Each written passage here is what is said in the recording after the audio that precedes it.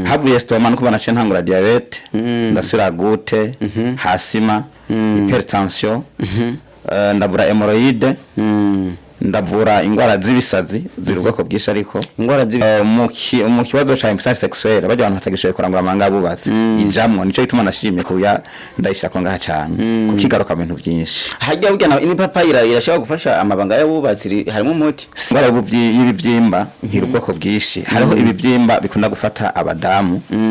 ari leta fibrome ushobora gufatira mu gitereko canke mu zindi nzira iyo nayo irashobora kuva ku binini umuntu ayihereza nk'ibintu by'amapirire bijya bibafata kugira ngo ntashobore gusaba bariko barakora amanga bubatse byo byose bashaka guteza ikibazo akazokwaduka ibibyimba canke bigaterwa n'ingene umuntu yabuze nkabura mu bita estrogen zabaye nke hanyuma bigasha bituma haduka ibibyimba bitewe n'ibyagiye yihereza ibintu by'amata menshi ibintu by'inzoga ibintu by'itabwa usanga ico kibazo nk'ikingura gukunda gufata abadamu bafise inda ni gihe agahembero type of ko mu bwonko kaba kariko karakora mugabo uwo muntu afise inda akagira ibibazo hajyo usanga umuntu aturubikwa canka gatukwa ibyo rero bikamugumamwo ipofise rero yahingura undi bumara uza gutuma umuntu aguma asevura agasevura akagira n'ikirungurira ico kirungurira naco kiba catewe n'iki nuko inkabura mubiri ni kuvuga umushishi tutarose ibibufasha cane kugira ngo ukore neza gusanga ari umuntu mu nda habonetse amagaze basanga ibintu biva mu nda mbere bikamutera n'ingwara bita colopathie fonctionnelle ingwara yo gutakaza ubushobozi kumara gace bituma arungurirwa rero kurungurumva biva kuri byinshi ariko nashobora kuvuga nti hari akantu gashobora kubikuraho umwanya muto ubuvyibuhe ico bita obesity ni kuvuga ubuvyibuhe cyo nyimba mpima 1.60 nateza ko afise ibiro 60 birenze 67 iyo ndengeje ko ibiro nka 30 kubwo burebure mfise buhinduka ubugwayi kuko niho haza kuboneka uburemere byo usanga biyabira bagwaye imigongo nk'abantu babyushe cyane barengeje obesity bakavyo bagasesinda usanga hagati gufa n'ibindi akantu bitarigama musi hari akantu bita disque kagenda hagafyenyagurika kugeza aho umuntu uzosanga agwaye wa musfitane sciatique ugaca usanga rero bagwaye umugongo no bipipiri nkunda gukoramo umuti ushobora kugabanya guheba itabi abantu byanane ko baheba itabi ama bipipiri nta yarose ntiyashobora kuboneka ko produit iza gutuma uwo muti uboneka ego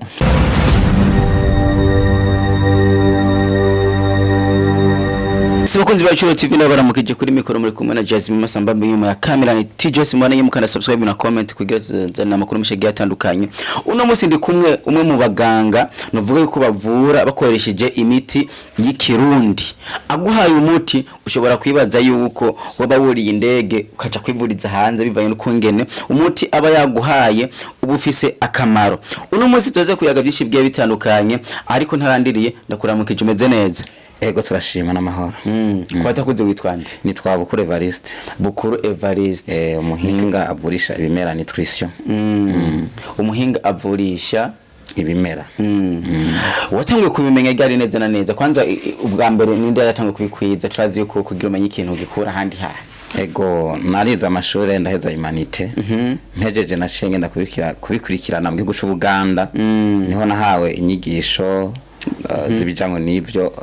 ndavyiga ndabimenya wabyize mu ishuri oya misanzwe nize ibyo nize mu ishure bitandukanye nivyo bya navyize mu bushakashatsi twagiye dukora yego ni umuntu wa mbere na mbere wavuye byagenze gute kugira wiyumvire gukora umuti w'ibimera natanguye gukora umuti w'ingwara ya estoma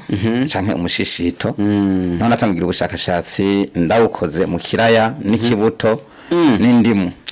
niho rero namaze kuwukora ntangura kuha abantu nk'ibitangura ndaha abantu kuri gusa ndabaha kuri gusa mu bantu 10 nahaye mbona hakiza abantu 6 nca ntangura kwinjira mu bushakashatsi niho nashimye ingwara zikwirikira ingwara nyinshi maze kugira ingwara shika 12 uzi kuvura ubushakashatsi ego kandi n'izindi ndashazirondeza iya mbere ni yiheneze na neza uzi abantu beshe kunda kuyigwara ariko umuti wabo bashobora kuba bayivura bikabagora cyane n'ingwara ya diabete niyo abantu benshi bazikitana kira ariko iyo ndayigira karaya niyo nahereye ko havuye stoma no kubana ntangura diabete ndasura gute hasima hypertension ndavura hemorrhoide ndavura ingwara z'ibisazi zirubwako bwisha ariko ingwara z'ibisazi nk'aho bagenda kwa rujanti bagenda kwa rujanti ariko batabitewe n'amarozi ariko babitewe no kubura ubwenge abakeha bwenge debile mu gihe mu bwonko hatabafunkisiona neza haba hatakaje ubushobozi agamba bita hypothalamus na hypophyse kaba katakishwe kure nkabura mubiri z'ubwoko butandukanye umuntu yagacaba mu kyabwenge iyo ndayivura ndavura ingwara ikomeye cyane abantu benshi ariko ntibazi ikomeye mugabo wayigwaye warabizi ingwara y'umwingo watre umwingo kiya kivyimba mu kivyimba ngaha kwizosi shaka kuvyimbira indanje ikavyimbira inyuma mu buryo bw'ibigaragara iyo nayo ni mu ngwara mvura niyo mu ngwara uvura ziri mu ngwara mvura hari nk'abantu benshi dosanga bafise bijya bimwa binini birekera haga nayo nyene ni ingwara nayo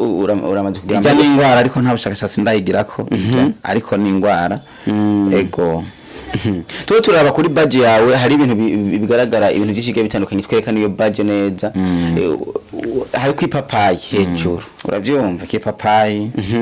niyo nashimye gushirako ariko hariho n'ibindi bisanzwe nkoresha ntashoboye gukwigwa ngo ngaha ipapayi nayo ifasha iki ku buzima bw'umuntu ipapayi irimo ibintu bitashimo papayine cyane ibyo nkunda kuronderamwo mu gihe mba nabicanganye n'ibyavuye mu ndimu bita vitamine C,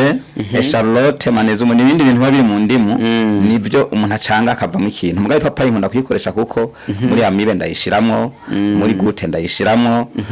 mu kibazo cha impuissance sexuelle bajya abantu batagishoye kurangura amanga bubatse ijamwo nico bituma nashimye kuya ndayishira ko ngaha cyane kukigaruka ibintu byinshi. Hajya bugana ini papayi irashaka gufasha amabanga y'abubatsi harimo umuti. Si yonyene mu gihe umuntu ayihereje raba ingaburo muti. Ibingaburo ifasha. Mugaho kugira ibingaburo muti nubundi bihinyanyo zitwa twahinyanyo kugira ngo tuyongeze ubushobozi. Rero nta kintu kimwe gishobora kuvura ari kimwe ahubwo tugicanga n'ibindi. Iyo gifunga ari conyene kiba ingaburo ifasha.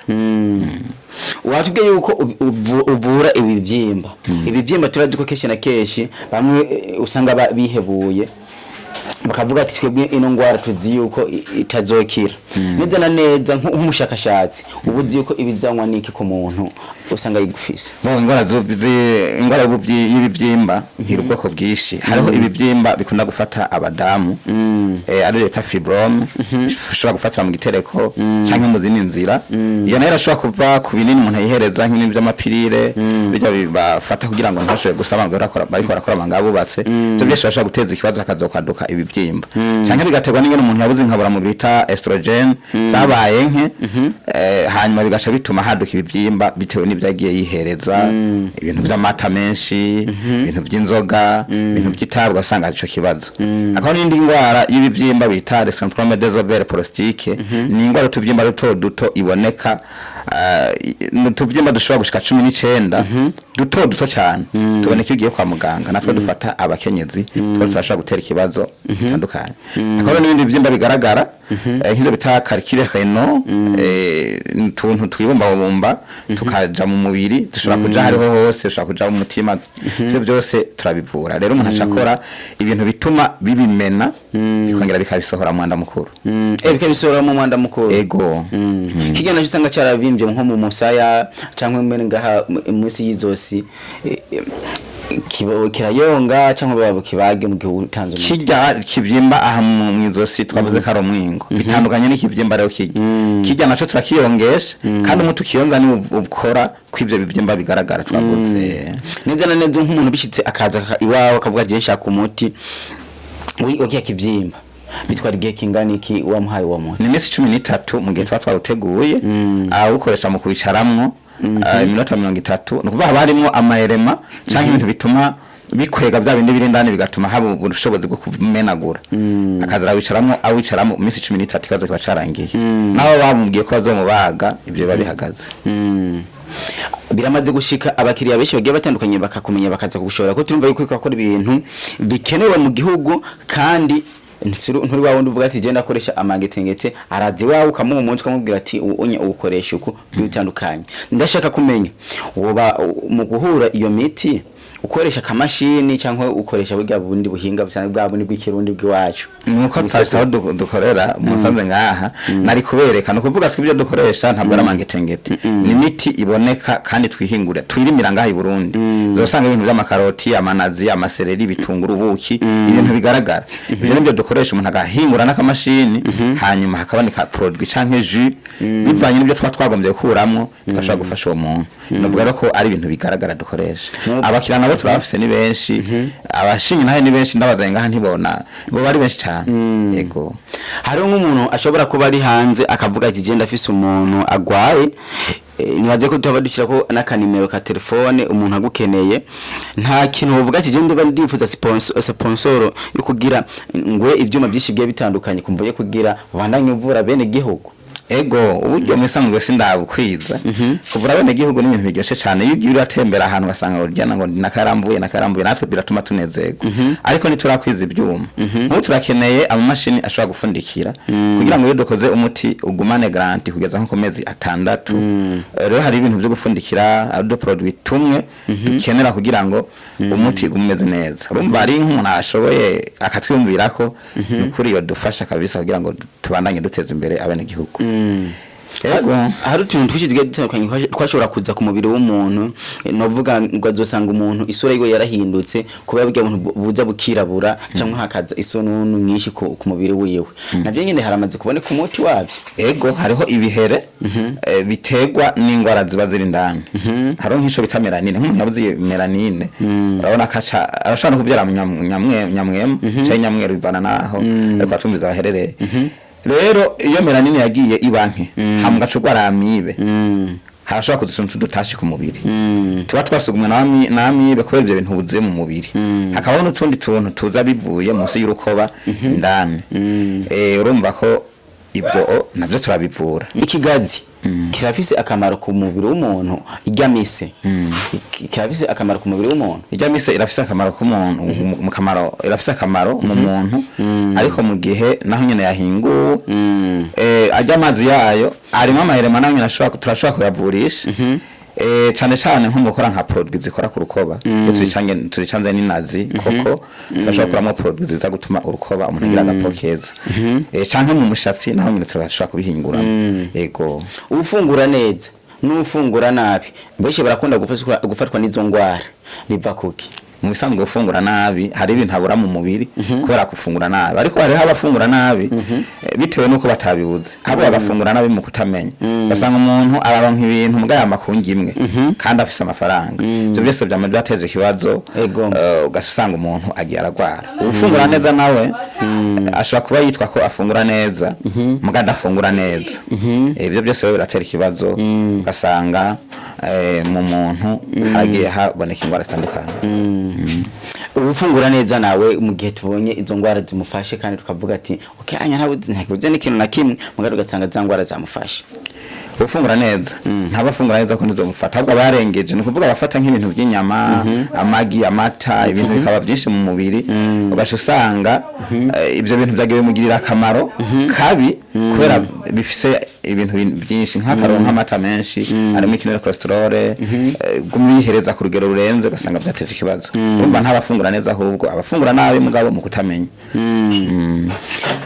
kenshi na kenshi kuba mama iyo bagiye kwibaruka bavuga yuko umumama yariye inyama nyinshi umwana akunda kurumatwa kweri abarukuri birashaka kurumatwa mugabo biva ku bintu byinshi birashaka kuva ku bintu byinshi ko n'inzoga zo bitera ariko inzoga iyo umuntu yungenza akanywa itabi byinshi n'inzoga umwana we wavutse avuka afise ubundi buribwo ko ageze hanze haba ikindi kibazo kuko burya bumara ntibabura muvamo turavye nk'akaroro nk'icayi c'amajana benshi bagikunda ajya amajana yo mara bitani nikotine na kafeine iyo umuntu agumye avyihereje afise inda kesha byo umwana ashobora kurumatwa mugabo ku mwana birashobora kunyaruka kuzomuvamo ariko kuwo umuntu akuzewe birashobora kugumamwo mu maberebere bikagumamwo ntusange ingaruka ziba kuri twebwe abana tuba twavuze tubwire akamaro kugira ikirungurira ku muntu gishobore guhera mu gihe ujya muntu gikunda kumufata yofata umutumeze gute bo hariho nk'ikirungurira gikunda gufata abadamu bafise inda ni gihe agahembero type of physical mu bwonko kaba kariho karakora mugabo uwo muntu afise inda akagira ibibazo haje usanga umuntu aturubikwa canka gatukwa ivyo rero bikamugumamwo ipofise rero yahingura undi bumara uza gutuma umuntu aguma asevura agasevura akagira n'ikirungurira ico kirungurira naco kiba catewe n'iki nuko inkabura mubiri nukuvuga umushishi tutarose ibibufasha cyane kugira ngo ukore neza gusanga ari umuntu mu nda habonetse amagaze gasanga ibintu biva mu nda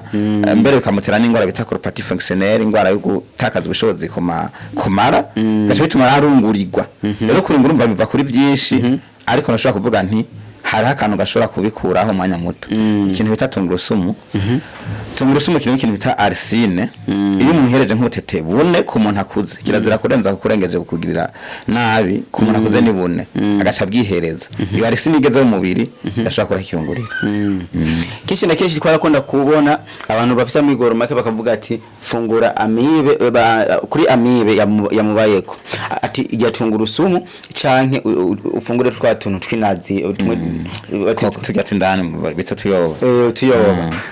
tugenda ko turashobora kuba tukiza amibe nkuko abantu bakunda kubifungura oya amibe ntishobora kizwa nibyo ko amibe ni ikintu c'umugera giterwa n'imicafu bagitera cyangwa mikorobe abana kumugera bita Helicobacter pylori uyigeze mu mubiri ntuzakugwaho n'utwo tuntu ahubwo ibintu bishobora kumufasha ni ibintu bita argile canke ibumba naho nyene risa na vere burya ibumba riri ubwoko bushikandwi bunyuma muri fisoshozi bwaryo igihe umuntu agihereje mu gufata ikiko kimwe agashira mu kirahuri bikararanamwe bikamarana amasaha 12 ibumba rya risanzwe ikiko kimwe agashira mu kirahuri kandi ashira mu kintu kimeneka kushize mu plastique hari ibintu bica bivamo akazara arihereza ry'amazi yo hejuru nk'imisi 15 amibi raza gushobora kugabanuka ariko nigizaho kira burundu hari ubundi bushakashatsi yo tugukorera kugira ngo busangangure uwo mugera niho bukiza amibe buhinga bw'umuntu usanga bwishi bubaho kandi bukaza butandukanye biramaze gushika umuntu kwera kagenda tangwara afise mu mubiri nkawo nk'umuhinga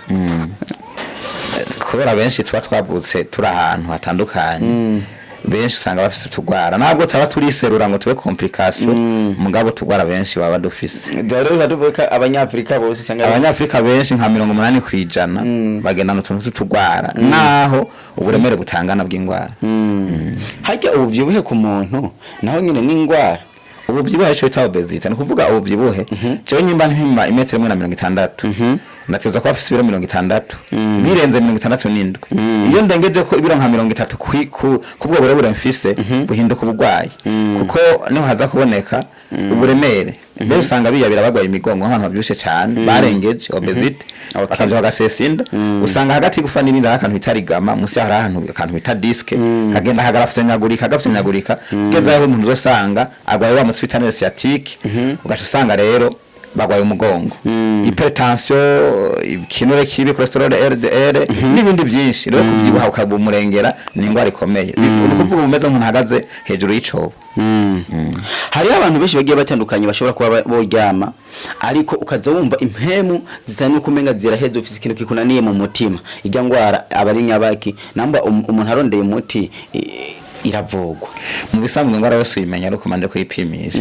urumva hari ibintu twebwe abarundi twamenyereye umuntu mba arasonga ngo n'ubisarumva hariho nk'ibintu atari ingwara nk'uko kuvyimba amaguru nk'akarorero ntabwo ari ingwara kuvyimba amaguru ni ikimenyetso c'ingwara hari indi ngwara ubugwaye ituma amaguru yavyimba rero nk'umuntu arashoboye kuvyuka kumbara remerewe akagira ante birashobora guterwa n'ingene ashobora kuba yafunguye nk'abantu nk'abantu bafungura indya bazikoza amazi ne pabware pandare hopa mugatamira indya naho n'ikombe c'amazi